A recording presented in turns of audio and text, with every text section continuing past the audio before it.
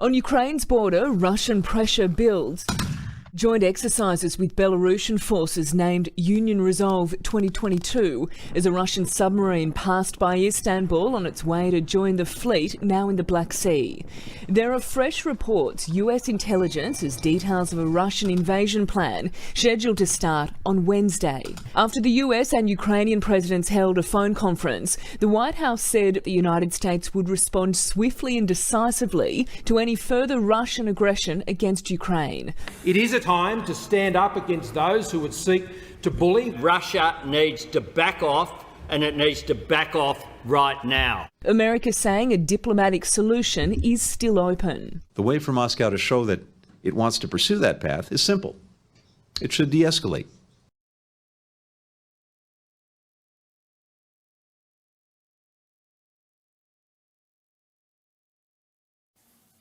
German Chancellor Olaf Scholz heads to the Ukrainian capital Kyiv today amid growing concerns about an imminent Russian invasion. He's expected to offer Ukraine more economic support, but no weapons. His visit comes as OSCE staff pull out of the eastern rebel-held city of Donetsk.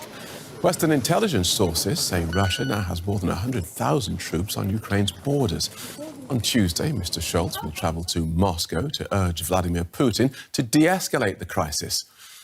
Germany's new Chancellor is coming to Kyiv at a time of unprecedented tensions, not just between Ukraine and Russia, but also between friends, with Kyiv accusing Berlin of sitting on the fence as Ukraine prepares its bomb shelters and foreign embassies evacuate their staff. Berlin's refusal to follow the lead taken by the US in supplying Ukraine with defensive weapons is Kyiv's #1 complaint. Where other countries have provided anti-tank missiles and ammunition, Germany has offered to send 5,000 helmets, an announcement that provoked amusement and anger in equal measure.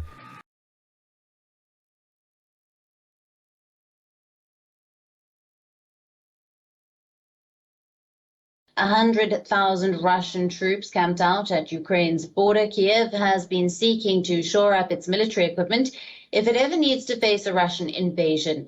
While both the US and NATO allies have been supplying Ukraine with weapons, it is the Turkish-made drones known as the Bayraktar TB2s that seems to be Kyiv's best bet against Moscow's military might.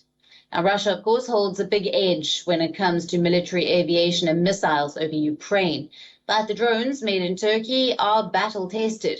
They have already played a major role in the 2020 conflicts between Azerbaijan and Armenia, and also in conflicts involving Russian advisors or troops in Libya and Syria.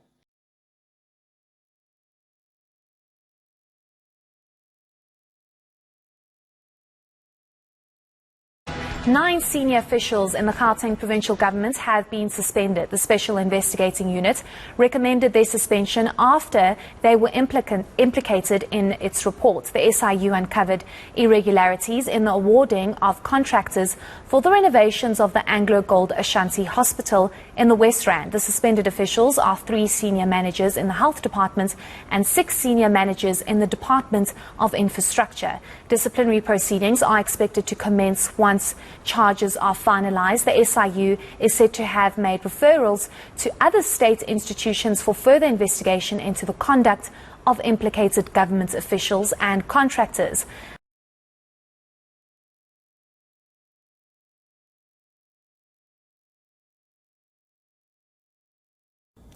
On to Pakistan now, where a man has been tortured to death by an angry mob. This was in the Punjab province, for allegedly burning pages of the Holy Quran. This incident happened in Khanewal district's Mia Chanu region. According to reports, the victim was dragged by the local crowd when he came out of the police station where he was kept in custody, and also to protect him from the enraged mob outside. Later, the police allegedly allowed the victim to leave the police station. A probe has been launched to track down the perpetrators.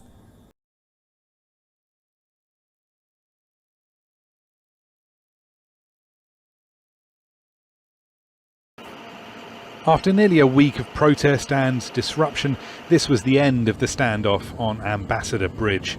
Since Saturday, Canadian police in Windsor, Ontario, have been gradually enforcing a court order made on Friday to end the demonstration. By Sunday, only a few stragglers remained. Most had left or been arrested and their vehicles towed away. The bridge is one of Canada's most important routes to the US, with 25% of trade between the two countries using it. But for 6 days it was shut as a protest started by truckers angry at mandatory COVID vaccine certifications blocked it off.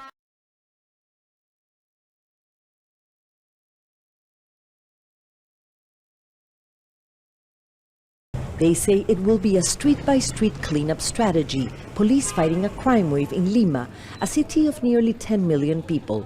On Friday night, they closed several blocks of a street lined with bars in one of the city's most dangerous districts as part of the state of emergency. Dozens of armed robberies recorded by security cameras in recent months have many Peruvians, particularly women, living in fear.